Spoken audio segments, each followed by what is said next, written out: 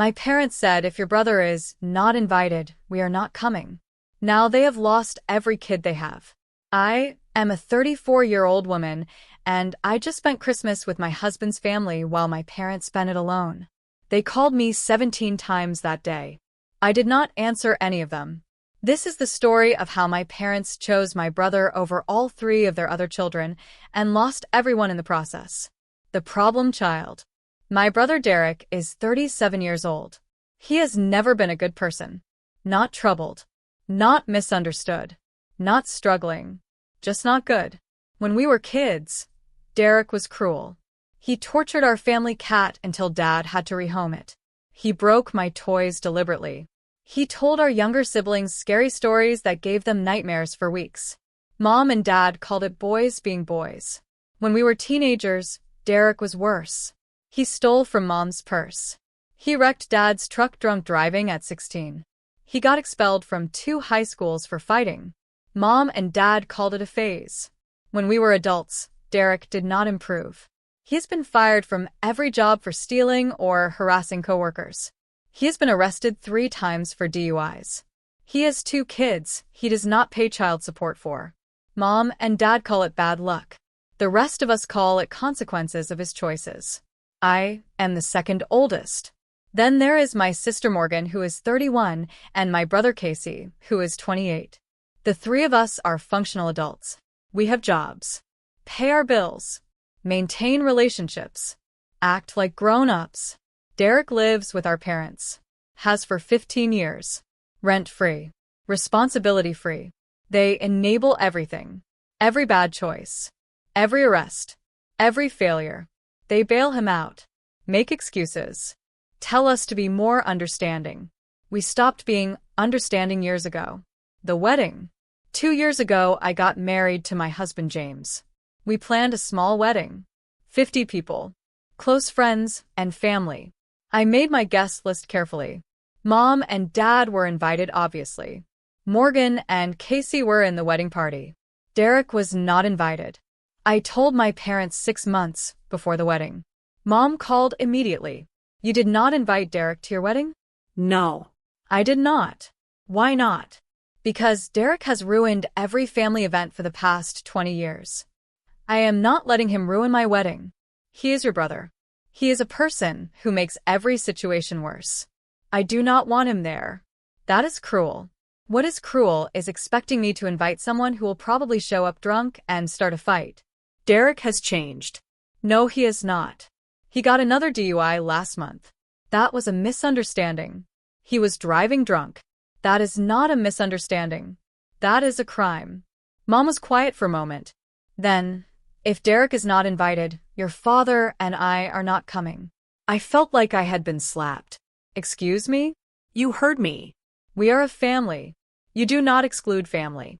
If Derek cannot come, we will not come either. You are choosing not to come to my wedding because I will not invite my brother who has never done anything but cause problems? We are choosing to support all our children equally. You have never supported us equally. You have spent my entire life protecting Derek from consequences while the rest of us had to be perfect. Now you are going to miss my wedding to prove some point? We are not missing it to prove a point. We are missing it because you are being unfair to your brother. Then I guess you are not coming. I hung up, cried for 2 hours, then called Morgan and Casey. The solidarity. I told Morgan and Casey what happened. Morgan was furious. They are choosing Derek over your wedding? Apparently. Casey said, that is insane. Derek has never done anything to deserve their loyalty. I know, but they have always been like this. Morgan asked, what are you going to do? Have my wedding without them, I guess. We sat in silence on the 3-way call. Then Morgan said, I am not going either. What? If Mom and Dad are not going because you would not invite Derek, then I am not going to any family event that includes Derek. I am done watching them enable him. Casey added, same. I am so tired of pretending Derek's behavior is acceptable just to keep the peace. You do not have to do this, I said. Yes, we do, Morgan said. We have been letting them choose Derek over us for decades. It ends now. The 3 of us made a pact that day. No more family events with Derek. No more pretending his behavior was okay. No more enabling along with our parents. We were done. The wedding day. My wedding day was beautiful. Mom and Dad did not come. Morgan and Casey stood up with me. James's family filled the seats where my parents should have been. During the father-daughter dance, I danced with my uncle, Dad's brother, who showed up even though it caused drama with my parents. He whispered, "I am proud of you for setting boundaries. Your parents are wrong." I cried a little, but they were good tears. My wedding was Derek-free, drama-free, Perfect. everything I wanted. Except my parents were not there to see it. The fallout. After the wedding, my parents tried to act like nothing happened. Mom called. "How was the wedding? You were invited. You chose not to come. We have been over this.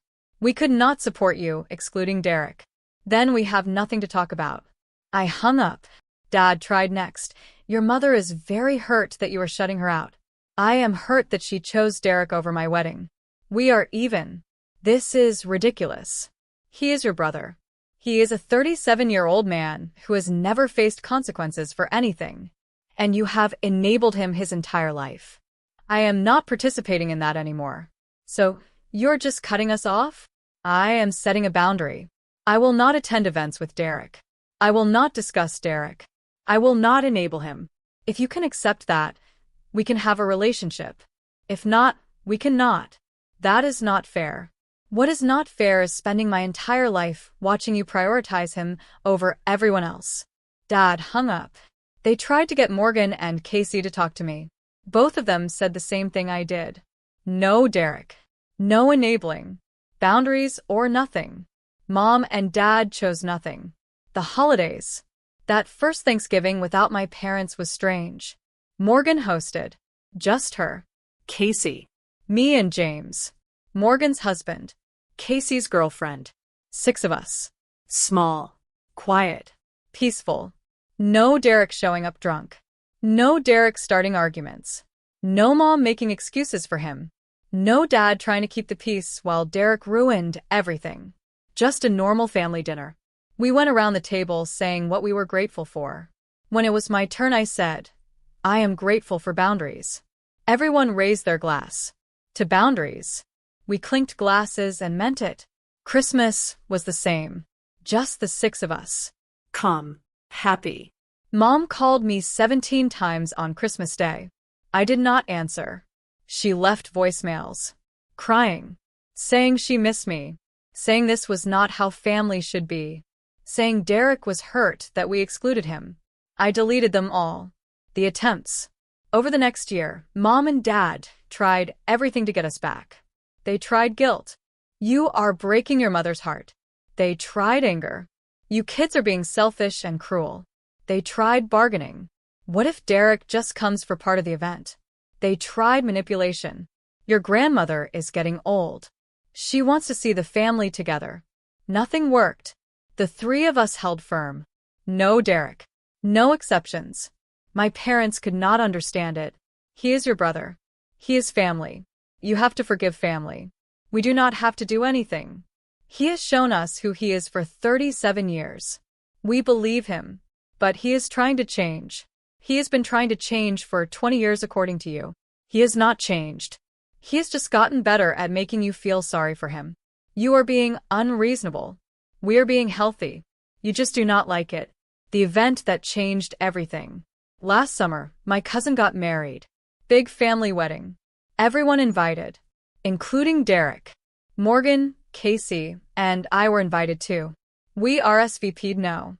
My aunt called. "Why are you not coming?" Morgan explained, "Derek will be there." We do not attend events with Derek. You're going to miss your cousin's wedding over this? Yes. That is extreme. That is a boundary. My aunt tried to convince us. Tried to say we were being dramatic. Tried to guilt us. None of us changed our minds. The wedding happened without us. According to my uncle, who called afterward, Derek showed up drunk. Hit on the bride's teenage sister. Started a fight with the groom's brother. Got kicked out by security. My aunt called Morgan the next day. "You were right. I am sorry. Derek ruined everything." Morgan did not say "I told you so," but she thought it. After that wedding, other family members started to understand. Our cousins stopped inviting Derek to their events. Our aunts and uncles stopped making excuses for him. People started setting their own boundaries. Everyone except Mom and Dad. The breaking point. This past October, Morgan had a baby. Her first child. A beautiful baby girl named Sophie. She sent out announcements. Had a small gathering at her house to meet the baby. Mom and Dad were invited. Derek was not. Mom called. We are not coming if Derek cannot come. Morgan was calmer than I would have been. That is your choice. But you will not meet your granddaughter if you make that choice. You cannot keep us from our grandchild. I can. And I will. Derek is not safe around children. He has anger issues and substance abuse problems. I will not have him around my daughter. He would never hurt a baby. He hurt our cat when he was 12. He broke my toys. He has hit people when he is drunk. I am not risking my child to make you feel better. This is not fair. You are right. It is not fair that I have to choose between my parents and my daughter's safety. But you are making me choose. So I choose Sophie. Mom started crying. You are keeping us from our only grandchild. You are choosing Derek over your only grandchild. Do not put that on me. Morgan hung up. Casey and I went to meet Sophie. She was perfect. Mom and Dad stayed home. They have never met their granddaughter. Sophie is 5 months old now. The realization. Last week, something shifted. Dad called me. Not Mom. Dad. His voice sounded tired. Can we talk? About what? About this situation with Derek. There is no situation. There are boundaries. You can respect them or not. I am starting to understand why you set them. That is new. Derek got arrested again. DUI. Hit a parked car. Could have killed someone. I am sorry that happened. But I am not surprised.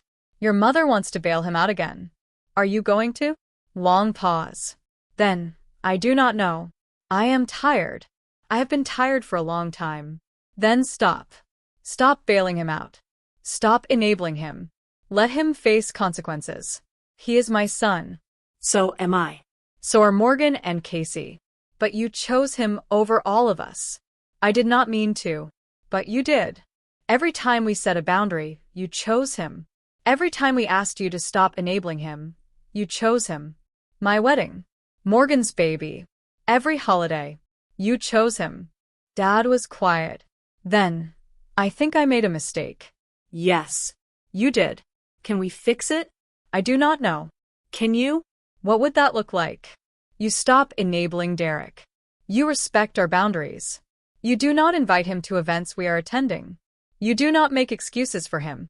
You let him be responsible for his own life. That feels like abandoning him. That is what it feels like to parent an adult. You let them succeed or fail on their own. What if he fails?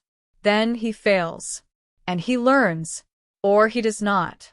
But either way, it is not your job to prevent it anymore. What if we lose him? You already lost 3 kids trying to save one. Maybe it is time to try a different approach. Dad was quiet for a long time.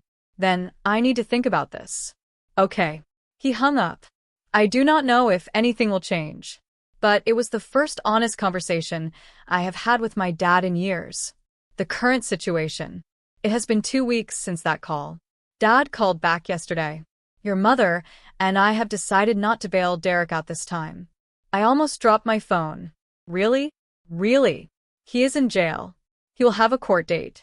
He will face consequences. We are not stopping it. How does Mom feel about that? She is struggling. But she agreed. We talked to a therapist. She helped us see that we have been enabling him. You are in therapy? Yes. We started going after we realized we had not met our granddaughter because of our choices. That is good. I am glad. We also want to apologize. To you. To Morgan. To Casey. We chose Derek over all of you. We were wrong.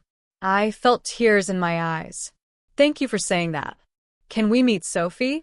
I will talk to Morgan. But Dad, you have to understand. This is not instant.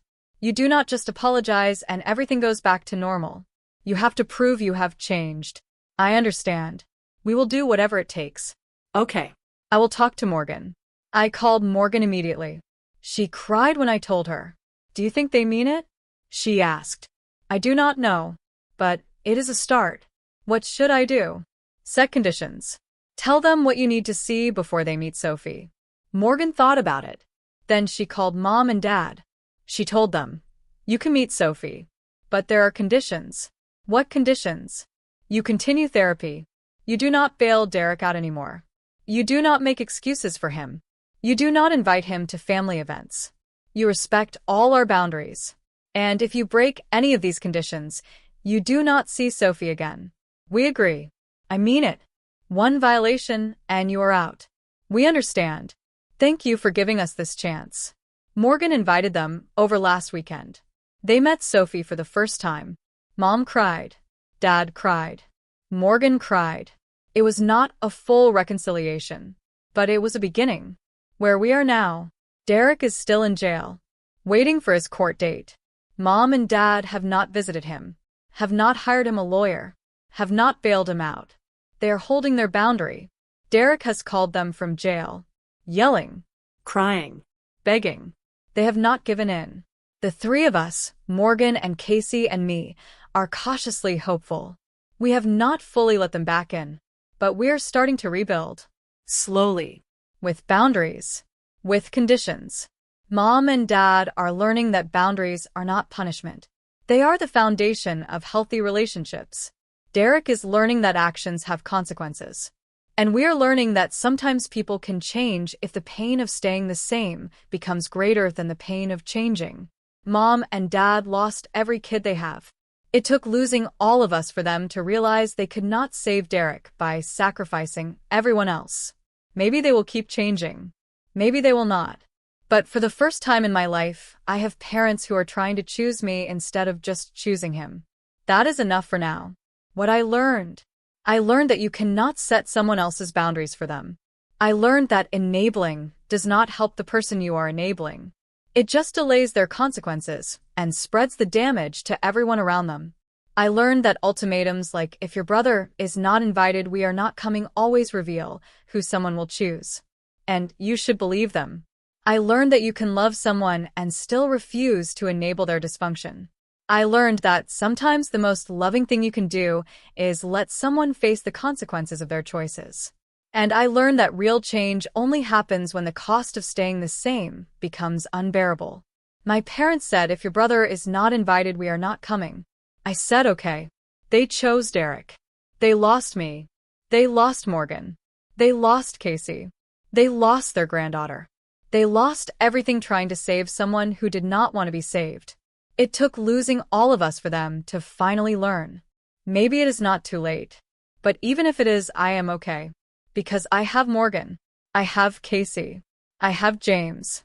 I have a family built on respect and boundaries and mutual support. Not on enabling and excuses and choosing the loudest problem over everyone else. That is what family should be. And I am not settling for less anymore. For everyone asking, do you regret setting the boundary? Never.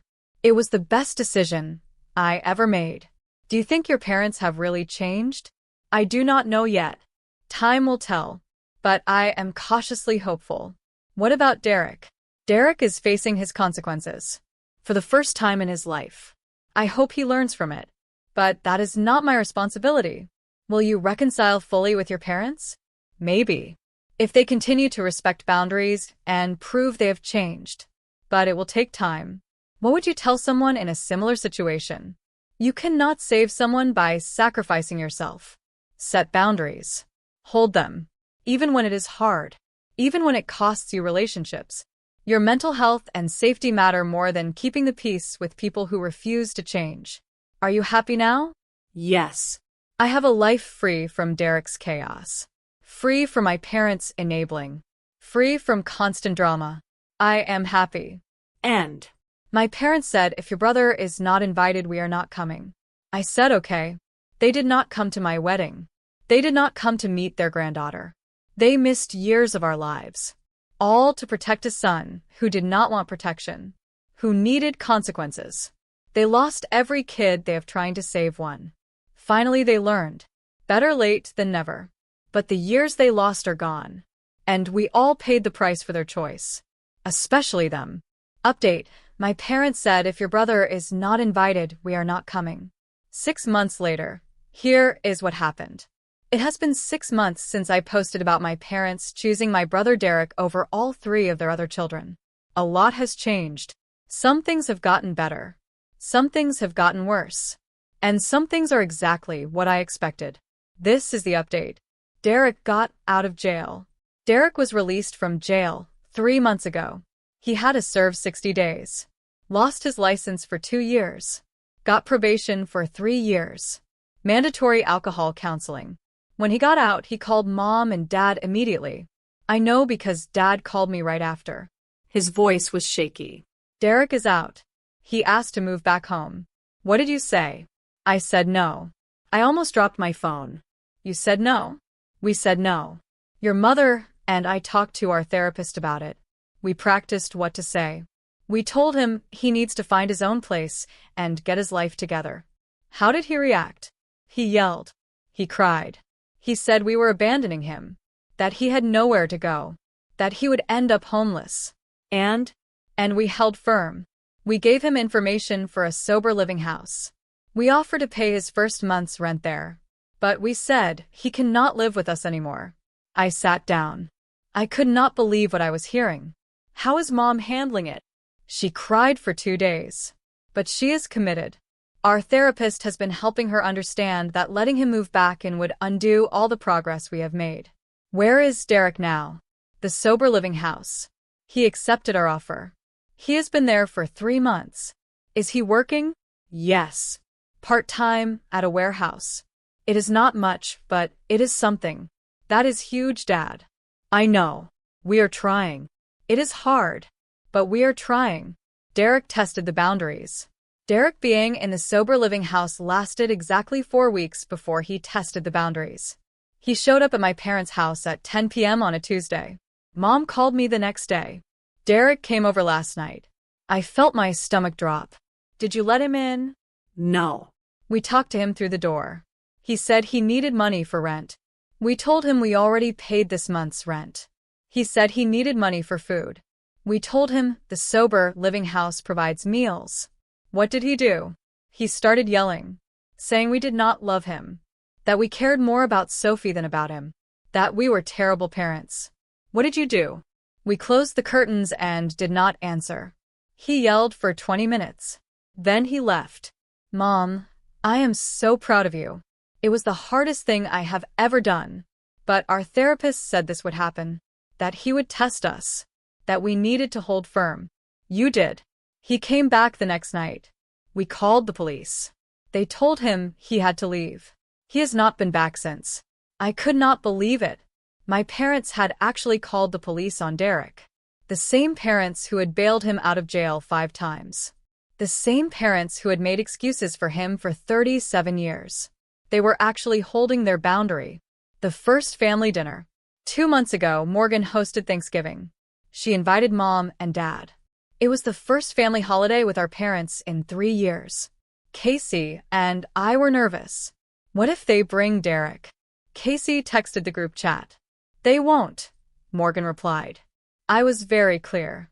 Derek is not invited. If they bring him, they will be asked to leave. What if they try to guilt us about not inviting him? Then we end the dinner, I typed. We have boundaries. We hold them. Thanksgiving morning, I woke up anxious. James asked, do you want to skip it? We can say you are sick. No. I want to see if they have really changed. But I am bringing my boundaries with me. We arrived at Morgan's house at 2 p.m. Mom and Dad were already there, sitting in the living room with Sophie. Mom was holding her, singing softly. Sophie was grabbing at her necklace. Dad was showing her a book with bright pictures. They looked like grandparents, not enablers. Not people choosing dysfunction over family. Just grandparents loving their granddaughter. Morgan hugged me. They have been here for an hour. No mention of Derek. No guilt. No manipulation. Just normal. The dinner was strange in the best way. We talked about normal things. Work. Sophie's new skills. Casey's girlfriend. My job promotion. No one brought up Derek. No one made excuses. No one tried to guilt us. It was just a normal family dinner. At one point, Dad asked, "Can I say something?" We all tensed. He looked around the table. "I want to thank you all for giving us another chance. We know we do not deserve it.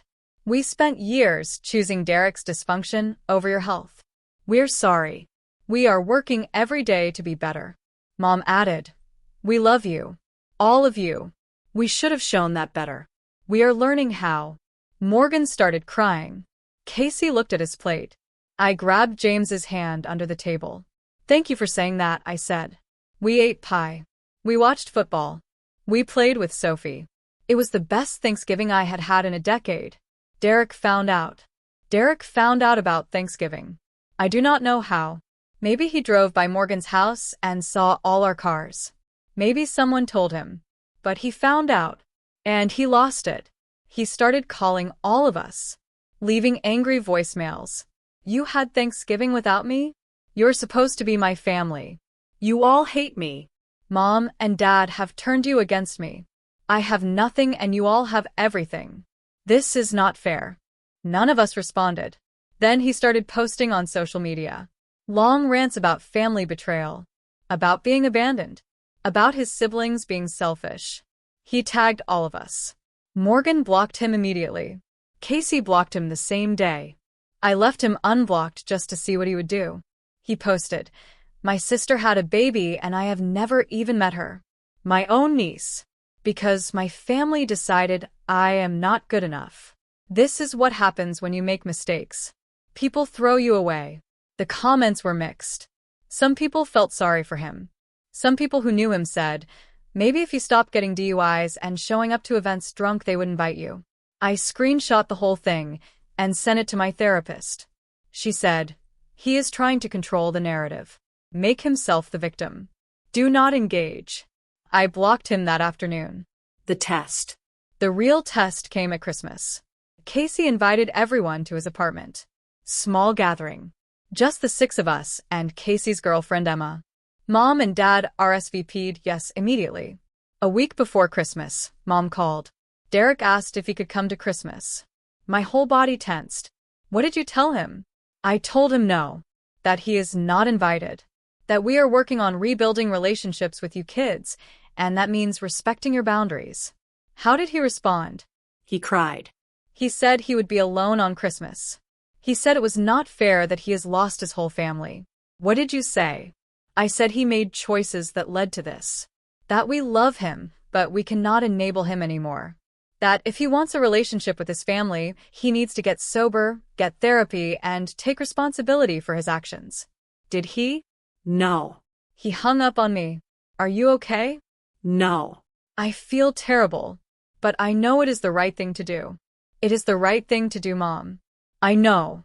It just does not feel good. Boundaries rarely do, but they are necessary. On Christmas Day, Derek posted on social media, "Spending Christmas alone because my family has abandoned me. Merry Christmas to me." I saw it, felt a small twinge of guilt, then remembered every ruined holiday, every drunk outburst, every time he made someone cry, and the guilt disappeared. We had a beautiful Christmas. Mom and Dad brought thoughtful gifts. Dad played on the floor with Sophie. Mom helped Morgan with dinner. No drama. No Derek. No chaos. Just family. The way it should be. Derek hit rock bottom. Last month, Derek lost his job at the warehouse. He showed up drunk. Got fired immediately. He called Mom and Dad asking for money to pay his rent at the sober living house. They said no. He called back 6 times. They did not answer.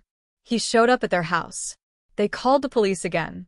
He posted on social media about his terrible parents who let him become homeless. They blocked him. Derek got evicted from the sober living house 3 days later. I do not know where he is now. None of us do. Mom cried when she told me. I do not know if he is safe. If he has a place to sleep. If he is eating. That must be really hard, Mom. It is the hardest thing I have ever done. Letting him face this without rescuing him. You are doing the right thing. I hope so. What if something happens to him? Then it is a consequence of his choices. Not your fault. You cannot save someone who will not save themselves. She was quiet. Then my therapist said the same thing. Because it is true. I know. I just wish it did not hurt so much. That is because you love him. But love does not mean enabling. I am learning that. The apology I never expected. 2 weeks ago, I got a letter in the mail. From Derek. Handwritten. 4 pages. I almost threw it away without reading it. But something made me open it. The letter said, I am writing this from a friend's couch. I have been sober for 32 days. It is the longest I have been sober since I was 15. I lost my job. My housing. My car got repossessed. I have nothing. For the first time in my life, no one is bailing me out. Mom and Dad said no. You all have boundaries. I am completely alone. And I am starting to understand why. I have spent my whole life blaming everyone else. Blaming bad luck. Blaming you guys for not supporting me. Blaming Mom and Dad for being too hard on me. But the truth is I did this. Every DUI. Every job I lost. Every relationship I destroyed. That was me. I have been going to AA meetings. My sponsor told me I need to make amends. I am not there yet. I am still on step 4. But I wanted you to know I am trying. I do not expect you to forgive me. I do not expect you to let me back in. I just wanted you to know that I finally understand. You were not being cruel. You were being healthy. And I was being toxic. I am sorry. For everything. For your wedding. For Sophie. For every holiday I ruined. For every time I made you feel unsafe or unimportant. I am going to get better. Not for you. For me. Because I am tired of living like this. I do not know if I will succeed. But I am trying. I am sorry. Derek. I read it 3 times. Then I called Morgan.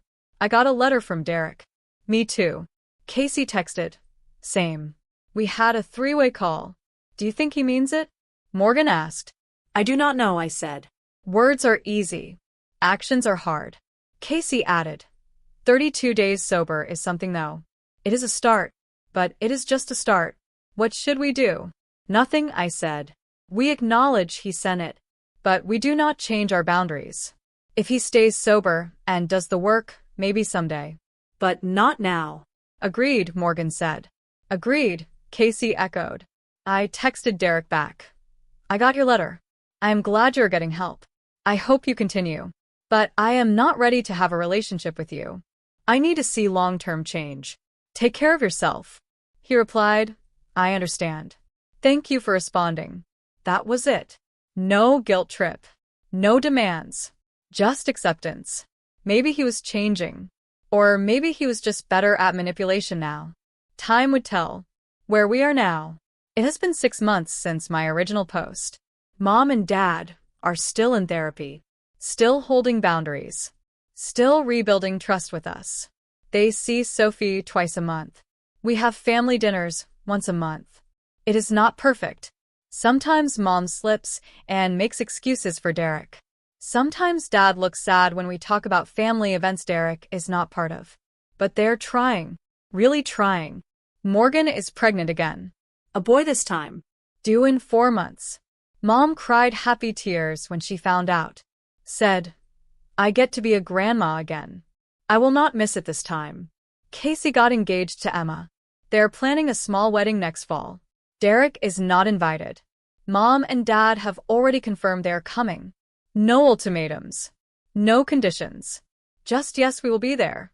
I got promoted at work. James and I are talking about starting our own family soon. My life is good. Peaceful.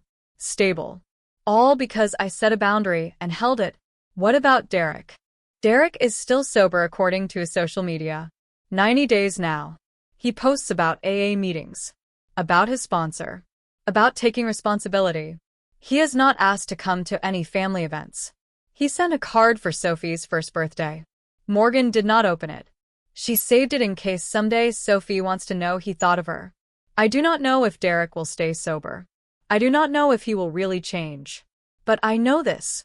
Whether he does or does not is not my responsibility. I can hope he gets better. I can be glad he is trying. But I do not have to let him back in until he proves through years of changed behavior that he is safe. Maybe that day will come. Maybe it will not. Either way, I am okay. The real update. The real update is not about Derek. It is about me. And Morgan. And Casey. It is about us learning that we can set boundaries even with people we love. It is about us building lives free from chaos and dysfunction. It is about us having the family we always deserved. And it is about mom and dad learning that enabling does not help anyone. That protecting someone from consequences does not protect them. It just delays their growth and spreads the damage. They are learning. Slowly. Imperfectly. But they are learning. And we are healing. All of us. Even Derek, maybe. In his own way. On his own timeline. But his healing is not my responsibility anymore. And that is the biggest change of all. Final thoughts. 6 months ago, I set a boundary that cost me my parents for a while. Today I have my parents back. Not the old version who enabled and made excuses. A new version. One that respects boundaries. One that shows up. One that chooses all of us instead of just one of us. It took them losing everything to learn. But they learned. And we are all better for it. My parents said if your brother is not invited, we are not coming. I said okay. They lost me. They lost Morgan. They lost Casey. They lost Sophie. They lost everything. And in losing everything, they finally found the courage to change. 6 months later, we are building something new. Not the old family. That one is gone. But a healthier one. A boundaried one. A real one. It is not perfect. But it is ours. And it is enough. For everyone asking, is Derek really changing? I do not know. 90 days is good. But I have seen him sober before, and then relapse. Time will tell. Will you ever let Derek back in? Maybe. If he stays sober for years. If he does the work. If he proves he is safe. But it will be on my terms. Not his. How are your parents really doing? They are struggling. Holding boundaries with Derek is hard for them. But they are doing it. And that is what matters. Do you regret the ultimatum? Never. It was the catalyst for real change. Without it, we would still be enabling Derek and suffering for it. What is your advice for others? Set the boundary. Hold it. Even when it hurts. Even when it costs you. Even when people call you cruel. Your mental health and safety matter more than keeping the peace with people who refuse to be healthy. Are you happy? Yes. For the first time in my adult life, I have a family that is not centered around one person's dysfunction. I am happy. End of update. 6 months after setting the hardest boundary of my life, I can say this. I was right. They were wrong. And everyone is better for it. Even Derek. Especially Derek. Because for the first time in his life, he is facing his consequences. And maybe, just maybe, he will finally learn. But whether he does or not, I am free. And that is worth everything.